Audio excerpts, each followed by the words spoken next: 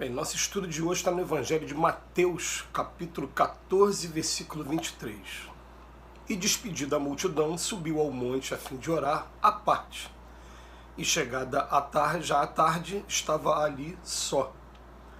Emmanuel vem comentar na lição 6 do livro Caminho, Verdade e Vida, Esforço e Oração. De vez em quando surgem grupos religiosos que preconizam o absoluto retiro das lutas humanas para os serviços da oração. Nesse particular, entretanto, o mestre é sempre a fonte dos ensinamentos vivos. O trabalho e a prece são duas características de sua atividade divina. Jesus nunca se encerrou à distância das criaturas com o fim de permanecer em contemplação absoluta dos quadros divinos que lhe iluminavam o coração, mas também cultivou a prece em sua altura celestial. Despedida a multidão, terminado o esforço diário, estabelecia a pausa necessária para meditar à parte, comungando com o Pai na oração solitária e sublime. Se alguém permanece na Terra, é com o objetivo de alcançar um ponto mais alto nas expressões evolutivas pelo trabalho que foi convocado a fazer. E pela oração, o homem recebe de Deus o auxílio indispensável à santificação da tarefa. Esforço e prece completam-se no todo da atividade espiritual. A criatura que apenas trabalhasse sem método e sem descanso acabaria desesperada em horrível secura do coração. Aquela que apenas se mantivesse genuflexa estaria ameaçada de sucumbir pela paralisia e ociosidade. A oração ilumina o trabalho e a ação é como um livro de luz na vida espiritualizada. Cuida de teus deveres, porque para isso permaneces no mundo, mas nunca te esqueça desse monte localizado em teus sentimentos mais nobres, a fim de orares à parte, recordando o Senhor. São poucas as pessoas no nosso planeta hoje que não reconhecem em Jesus a figura de um ser muito especial que esteve aqui entre a gente e que, é claro, né, está até hoje, continua até hoje, porque recebeu essa missão do Pai de cuidar de cada um de nós. São poucos hoje. Hoje você vai ver budismo vai dizer que Jesus é um grande Buda, é um grande iluminado. O islamismo vai dizer que considera Jesus um dos 4 grandes profetas, é Abraão, Moisés, Jesus e Maomé. Você vai nas religiões da Índia e da China, principalmente, que é uma diversidade muito grande, né? Todos vão considerar Jesus uma figura especial.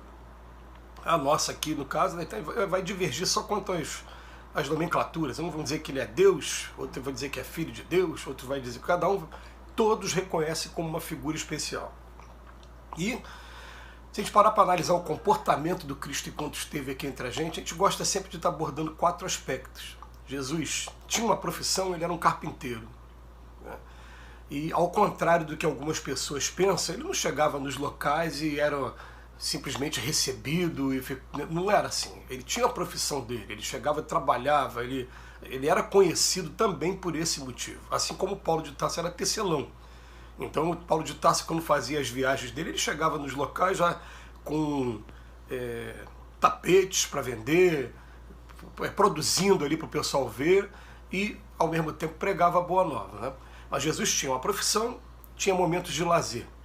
Né? Momentos de lazer, momentos de você estar conversando, na casa da sogra de Pedro, festas, enfim. Mas todo mundo tem trabalho e lazer, pelo menos aqui o normal entre a gente.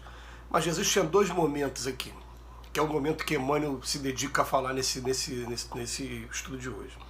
Ele tinha o trabalho no bem, a missão dele, e um momento de oração todo santo dia. A gente fica pensando, mas Jesus tinha necessidade de oração? O maior exemplo que esteve aqui entre a gente se retirava todo dia à parte,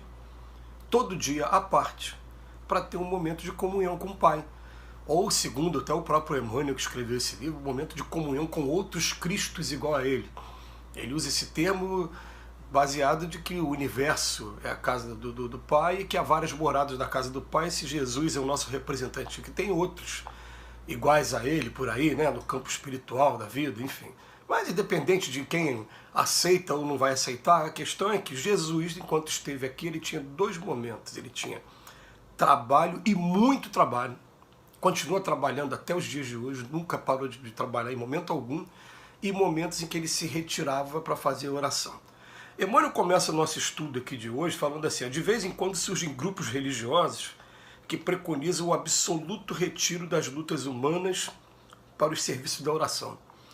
A gente não está aqui entrando no mérito de querer, a gente tem que aprender a respeitar todas as religiões. Mas ele vem falar aqui, peraí, tem grupos que preconizam, passam para os fiéis, que o ideal é você se retirar em vigília, você não faz trabalho nenhum e você vai ficar o tempo todo somente em oração. E o Emmanuel vem fazer o seguinte, olha só, gente, o mestre, no segundo parágrafo, né, ele tem que ser a fonte de ensinamentos vivos para a gente, porque é trabalho e prece. Nem um sozinho, nem o outro sozinho. Ele até fala aqui no final, né, ele fala que tem um momento, a criatura que apenas trabalhasse sem método e descanso acabaria desesperada em horrível secura do coração. É claro, até para você fazer um trabalho mesmo, você precisa primeiro, né, previamente, ter um conhecimento teórico, e segundo, você precisa estar o tempo todo se atualizando. É assim em qualquer área, não existe área que seja diferente. O pedreiro ele tem que ficar o tempo todo atualizado com as novas técnicas que estão aparecendo de construção civil, e aparece a todo momento. Eu estava vendo uma técnica nova aí agora de usar uma seringa para poder acabar com infiltração nas casas. O tempo todo aparecem técnicas novas, então ele tem que ter um conhecimento prévio teórico para começar um trabalho e depois ficar se atualizando o tempo todo, né?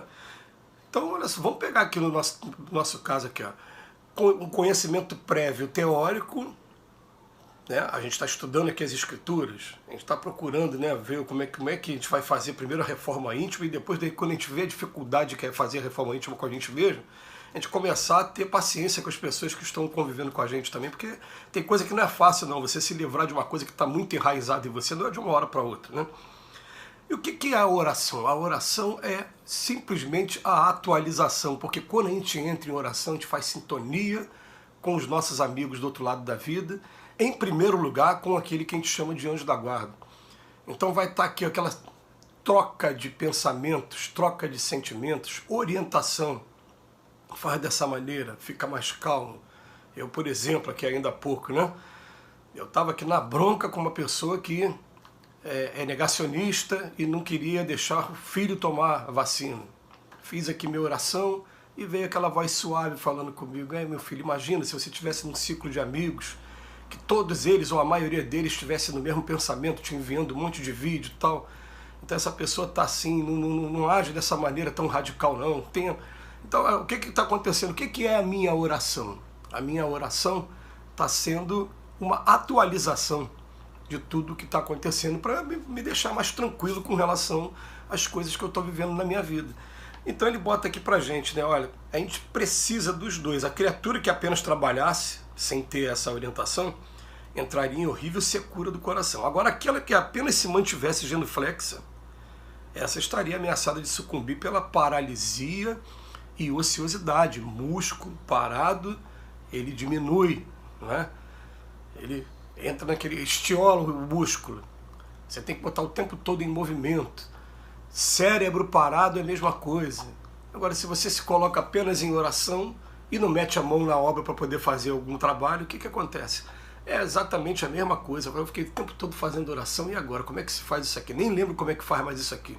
Vai perdendo o jeito, vai perdendo a coisa, e na verdade o objetivo a gente tem que colocar na cabeça é um e o outro. Eu, ao longo desses estudos que a gente tem feito de 10 minutos, com o Emmanuel, eu tenho sempre feito referência a duas perguntinhas do Livro dos Espíritos que a mim me ajudaram muito durante um tempo na minha vida, 478 e 479, continuam me ajudando até hoje. Mas a 479 principalmente, ela fala assim: vem cá, a oração é boa para casos de obsessão. Ele fala assim: a oração é sempre boa para tudo, mas acredita no que a gente vai falar. Não basta que você murmure algumas palavras, Deus ajuda mais aqueles que agem e não aqueles que se limitam a pedir. O mundo está cheio de pessoas que o interruptor da luz está aqui do lado, assim, ó, ao alcance da mão. Ele é só botar o dedo aqui para ligar a luz, ele está aqui do lado pedindo a Deus para ligar para ele. A gente tem que começar a tomar a iniciativa de fazer por nós mesmos também. O Que Jesus nos abençoe hoje e sempre. Muito obrigado, Emmanuel, mais uma vez pela reflexão.